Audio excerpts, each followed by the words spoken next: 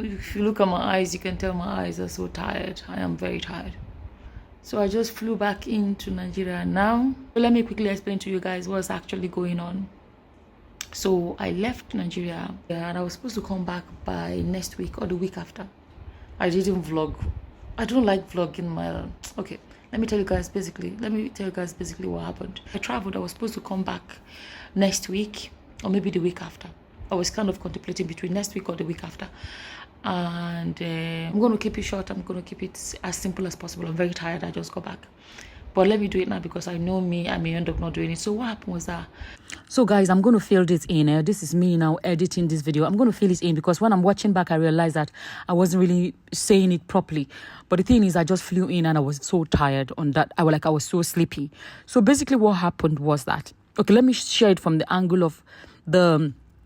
security guys, and it's the where he lives, there's like a lot of all the houses have their own security guards, so it's like they have their own community of security guards, if that makes sense. So they are friends, like all those security guys. So basically what they explained to me happened was that they went, I think somebody was looking for him, an electrician was looking for him. So the electrician knocked, but Baba did not answer. So when he didn't answer, he called somebody else, and that one came, they knocked together, and then he didn't answer, so they entered. And then when they entered his home, they found him on the floor, unconscious. And then they quickly rallied round, got a vehicle, and rushed Baba to the hospital. Okay, so that was basically what happened. I realized that in this video, I'm not really explaining. But like I said, guys, I was so tired. Okay, so let me just... I'll keep filling in wherever I didn't speak properly. It's not everything I'm going to discuss, but... how do I say it now? A lot of you watched the videos of the interview I did with... Uncle Ola, Baba Balogun, Dr. Ola... a lot of people call him different things anyway. So I made a video in which I interviewed him and all that. I posted it. A lot of you saw those videos. But anyways, just some things that happened that I don't want to talk about. But let me say this, right? Let me actually address this, because a lot of comments that I was seeing were saying, oh, Summer married marry him and make him happy for the rest of his life and all those kind of a thing. And I thought to myself, like, now this is just to address those kind of comments, right? People say, oh, you guys look amazing together, or this, that. Okay. It surprises me how it surprises me how it seems people don't even know what marriage is supposed to be. Okay, before I say that, let me tell you guys, okay, Baba Balogun, I prefer calling him Baba Balogun, Uncle Ola, because in my head, from day one, I put him in that position of a father. You understand? So it kind of stuck in my head. Okay, he's unwell, so I quickly book a flight because it got a bit worse, and we're having a talk on the phone, and just few things that he said are kind of like, let me just say, it just made me feel like, what if by the time I come back he's gone? So I decided, let me come back. Nobody knows when anybody's gonna go. I'm tired, sorry. Nobody knows when anybody's gonna go, but I just felt like, let me just come back. It would be nice, because he called me and he could barely speak. Okay, now, sorry guys. Okay, yeah, let me go back to what I was saying. It's important. If you say I'm going back, no, these topics I'm about to read, they are important. When people say, oh, just marry him and make him happy for the rest of it, and I thought about it, like, let me tell you guys, right? There are a lot of people you come across in this life. You don't have to. People come into your life in different ways. Why is it that once is a man and a woman that crossed paths, all of a sudden people think because they cross paths, that their reproductive organs should cross paths? I'm tired, you can tell. That their private parts should cross paths as well. We should learn that, just like if Uncle Lola, Baba Balogun, whatever you call him, if he was a woman, will you guys tell me to marry her, make her? You won't say that. So why can't it be? Like, you understand? I feel like I met a man that is you know, old enough to be my father, and being that father-daughter kind of relationship, I feel like it's good enough. It doesn't always have to be. And people say, marry him and make him happy for the rest of his life. You don't marry people to make them happy for the rest of their lives. Marriage is something two people, you understand. But anyways, I don't want to go too much into that. So that was how I quickly booked this flight, like quickly like that, so I can come back and see him. So, okay, so I can come back and see him. So I'll bring you guys along to see him. And something else I want to use the opportunity to address. You know, when I made that video, initial video, I saw comments saying, oh, someone has met a billionaire, something like billion, whatever.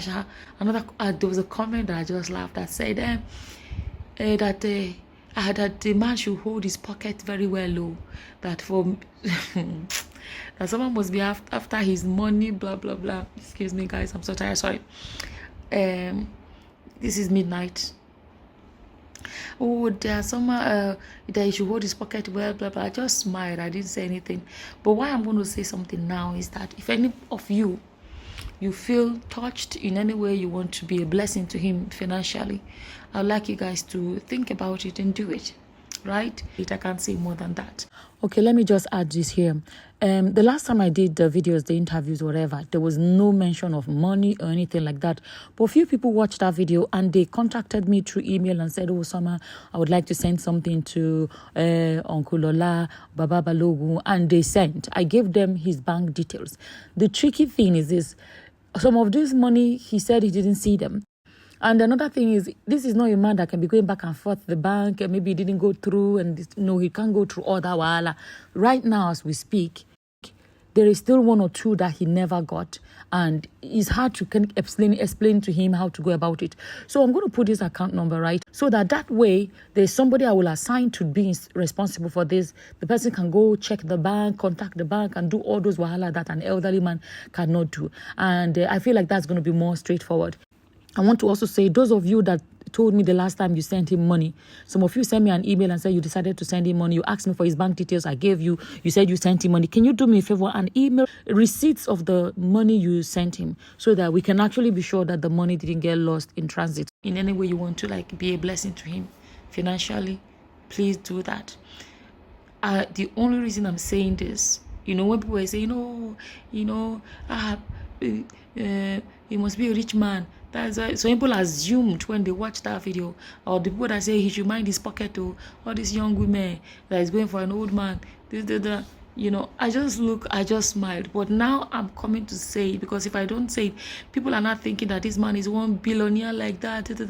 And if they think he's that stinkily rich, nobody will want to stinkily rich. Nobody will want to kind of reach out and be like, okay, bless him in one way or the other, right? Another thing that made me laugh, which I never even spoke about, if you look, you will hardly find any interviews with him anywhere on the internet, whatever, in recent years. I think the last interview was maybe about 7 or 10 years ago. That interview, people are saying, yeah, oh, this man, be careful, Lord, she's after your pocket. I paid him to do that interview. Let me not say too much, okay? Maybe I'll explain better sometime. But we had a bit of a falling out. But I won't say too much about it. But all I know is that marriage is not by force. Let me put it like that. And but anyways, we have made amends. He reached out when he landed in hospital. He reached out, and let me put it like that. We made amends. Okay, he reached out to me and he was like, okay, how else can I say it? And he reached out to me and kind of I'm trying to use good words, kind of how do I put it? He just basically said he was sorry for some of the things that happened, right? Because, oh God, let me talk to you guys in the morning. I'm very tired because I'm not making sense. So I'm going to fill this one in as well, yeah? We fell out because Baba wants something different and I want something different. I wanted it from day one to be a daughter-father kind of a relationship. Today, he's fighting me. Another day, he's calling me. Another day, he's looking for me. Another day, he's fighting me. So interestingly enough, while I was airborne, while I was still in my flight, my final flight going to Nigeria, I had no internet, obviously. I had received a text saying that he has been discharged from hospital. I was like, I didn't receive it until I got to Nigeria, got out of the airport, finally got internet before I saw that message that he's already out of the hospital. And I still didn't feel very comfortable because, interestingly enough, he was previously discharged because he insisted on being discharged. They didn't want to discharge him. He insisted, and he left the hospital, got home and collapsed again and was sent back. You understand? So I was thinking to myself, could it be that he has discharged himself again? So first thing the next morning, this is me now going over to his house to go check on him and to see for myself.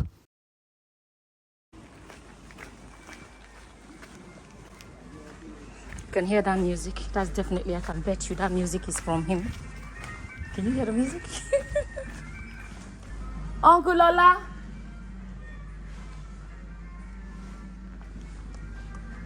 Uncle Lola.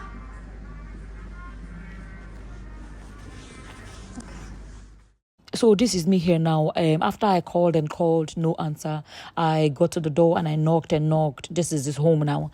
I knocked and knocked, no answer. I opened the door. I'm going to be honest, as I was walking in, the last thing I wanted to see was him on the floor, like unconscious or collapsed or anything like that.